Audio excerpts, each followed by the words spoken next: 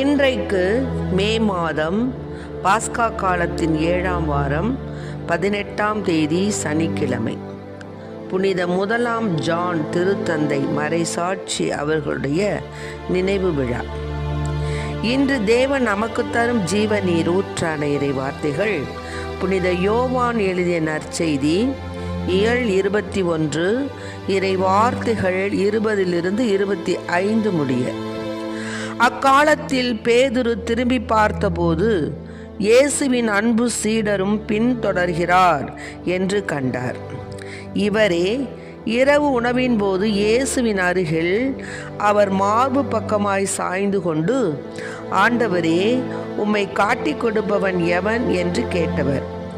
அவரை கண்ட பேதுரு இயேசுவிடம், ஆண்டவரே, இவருக்கு என்ன ஆகும் என்று கேட்டார். இயேசு அவரிடம், நான் வரும் வரை இவன் இருக்க வேண்டும் என நான் விரும்பினால் உனக்கு என்ன? நீ என்னை பின்தொடர்ந்து வா என்றார். ஆகையால் அந்த சீடர் இறக்க மாட்டார் என்னும் பேச்சு சகோதரர் சகோதரிகளிடையே பரவியது. ஆனால் இவர் இறக்க மாட்டார் என இயேசு கூறவில்லை. மாறாக, நான் வரும் வரை இவன் இருக்க வேண்டும் என நான் விரும்பினால் உனக்கு என்ன என்றுதான் கூறினார். இந்த சீடரே இவற்றிற்கு சாட்சி. இவரே இவற்றை எழுதி வைத்தவர். இவரது சான்று உண்மையானது என நமக்கு தெரியும். இயேசு செய்தவை வேறு பலவும் உண்டு. அவற்றை ஒவ்வொன்றாக எழுதினால் எழுதப்படும் நூல்களை உலகமே கொள்ளாது என கருதுகிறேன். ஆண்டவரின் அருள்வாக்கு. கிறிஸ்துவே மக்கு புகழ். சொந்தம் என்று சொல்லிக்கொள்ள உம்மை விட யாரும் இல்ல, சொத்து என்று அள்ளிக்கொள்ள உம்மை விட ஏதும் இல்ல. இயேசுவே இயேசுவே எல்லாம் இயேசுவே, இயேசுவே இயேசுவே எல்லாம் இயேசுவே. உன் தாழும்புகளால் நான் சுகமானேன், உன் வார்த்தையினால் நான் பெலனானேன், நான் பெலனானேன். உன் தாழும்புகளால் நான் சுகமானேன், உன் வார்த்தையினால் நான் பெலனானேன், நான் பெலனானேன், நான் பெலனானேன். சொந்தம் என்று சொல்லிக்கொள்ள உம்மை விட யாரும் இல்ல, சொத்து என்று அள்ளிக்கொள்ள உம்மை விட ஏதும் இல்ல. உன் கிருபையினால் நான் பிழைத்து கொண்டேன், உன் பாசத்தினால் நான் திகைத்து போனேன்.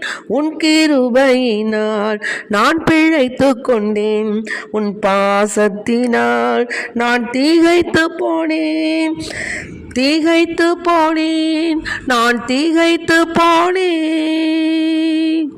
சொந்தம் என்று சொல்லிக்கொள்ள உம்மை விட யாரும் இல்ல, சொத்து என்று அள்ளிக்கொள்ள உம்மை விட ஏதும் இல்ல. இன்றைக்கு நம் தேவன் தரும் ஜீவநீர் ஊற்றான இறை வார்த்தைகளை கேட்டோம். ஏன்னா அந்த காலத்தில் பேதுரு ஏசப்பாவோட போய்கிட்டே இருந்தாங்க. அப்போ சீடர்கள்லாம் போய்கிட்டே இருக்கும்போது அவர் திரும்பி பார்க்கும்போது இயேசுவின் அன்பு சீடரும் பின்னாடி வந்துக்கிட்டு இருந்தார். யாருன்னா யோவான். அவர் தான் இயேசுனுடைய மார்பில் சாய்ந்து, அதாவது இரவு உணவின் பொழுது, அதாவது இயேசு அந்த ராபோஜனத்தில் அவர் மார்பில் சாய்ந்து கொண்டு ஏசப்பா சொன்னார் இல்லையா, என்னை காட்டி கொடுப்பவன் உங்களில் இருக்கிறான், அதனால் யார் எனக்கு உங்களை காட்டி கொடுப்பவன் எவன் அப்படின்னு கேட்டார். அப்போது அவரை கண்ட பேதுரு இயேசுவிடம், ஆண்டவரே, இவருக்கு என்ன ஆகும்னு கேட்டார். உடனே ஏசப்பா சொன்னார், நான் வரும் வரை இவன் இருக்க வேண்டும் என நான் விரும்பினால் உனக்கு என்ன? நீ அதை பற்றி கவலைப்படுற, நீ என்ன பின்தொடர்ந்து வா அப்படின்னு சொன்னார். இது மாதிரி தான் நாம், அவங்க போகிறாங்க, இவங்க போகிறாங்க, இவங்க செய்கிறாங்க, அவங்க செய்கிறாங்க, அவங்க ஏன் செய்யலை, இவங்க ஏன் செய்யலை என்றெல்லாம் நாம் கேட்கக்கூடாது. நாம் நம்மை பொறுத்தவரை நாம் இறைவனுக்கு ஏற்ற பிள்ளையாக வளர வேண்டும், வாழ வேண்டுமே தவிர அவங்க அப்படி செய்கிறாங்க, இவங்க இப்படி செய்கிறாங்க, இவங்க ஏன் அப்படி போகிறாங்க அப்படிங்கிற கேள்விகளை எல்லாம் நாம் கேட்க வேண்டிய அவசியமே இல்லை என்பதை இயேசு இந்த இடத்துல உணர்த்துகிறார். எவ்வளோ பெரிய ஒரு பொறுப்பை திருச்சபையே பேதுருட ஒப்படைக்கக்கூடிய தேவன், அதுக்கே அவர் சொல்கிறார், நீ மற்றவங்களை பற்றி கவலைப்படாத, அவன் இருக்கிறான், அதாவது நான் வரும் வரை அவன் இருக்க வேண்டும் என்று நான் விரும்பினால் உனக்கு என்ன அப்படிங்கிறார். அவ்வளோதான். அதுபோல தான் ஒரு மணி நேரத்துக்கு முன்னாடி வந்தவனுக்கும் ஆண்டவர் அதே கூலியை தான் கொடுத்தார். அதாவது ஒரு ஓமை வாயிலாக சொன்னார் இல்லையா, ஒரு எஜமானன் தன்னுடைய தோட்டத்தில் வேலை செய்வதற்கு ஆட்களை நியமித்தான். அவங்களுடைய சம்மதத்தோடு இந்த நாள் முழுதும் உனக்கு இதான் கூலி அப்படிங்கிறத பேசி முடிச்சிட்டார்.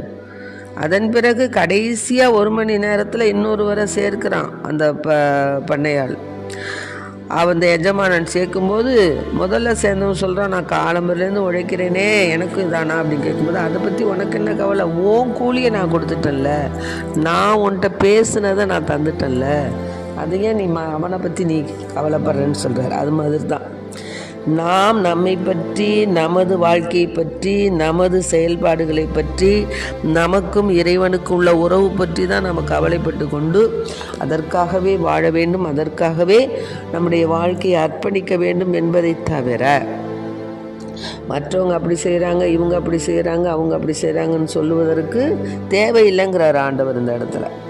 அது மாதிரி தான் அந்த யோவான் இறைவனுக்கு மிகவும் பிரியமுள்ள மகனாக இருந்தார். அதனால தான் கடைசியில் அவர் தன்னுடைய கல்வாரி பலியில், அதாவது கடைசி நேரத்துலையும் அந்த எத்தனையோ சீடர்கள் இருந்த போதிலும் யோவான் தான் அருகில் நின்றார். தேவதாய், யோவான், மரியாள், அதாவது எல்லாம் இது மாதிரி இவங்க தான் அந்த ஆண்டவரிடத்தில் நிற்பதற்கு கொடுத்து வச்சவங்களாக இருந்தாங்க.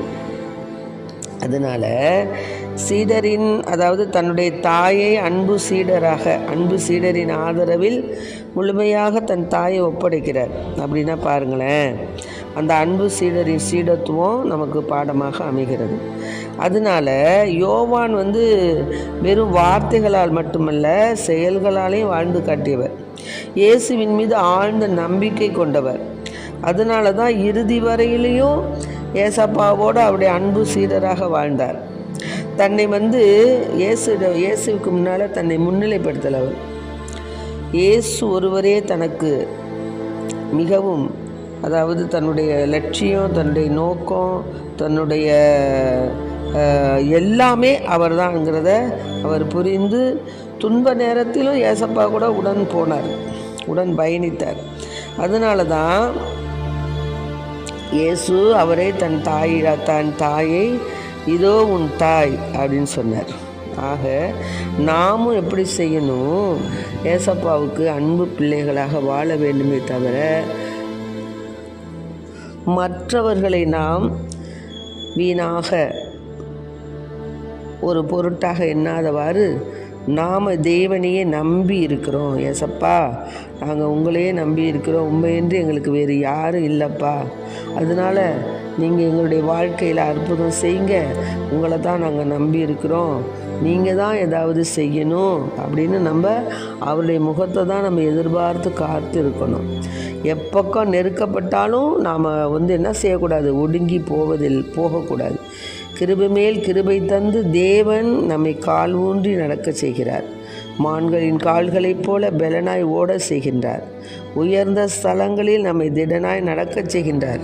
ஆகவே அவரே நமக்கு அரணும் கோட்டையும் உயர்ந்த அடைக்கலமுமாக இருக்கிறார்.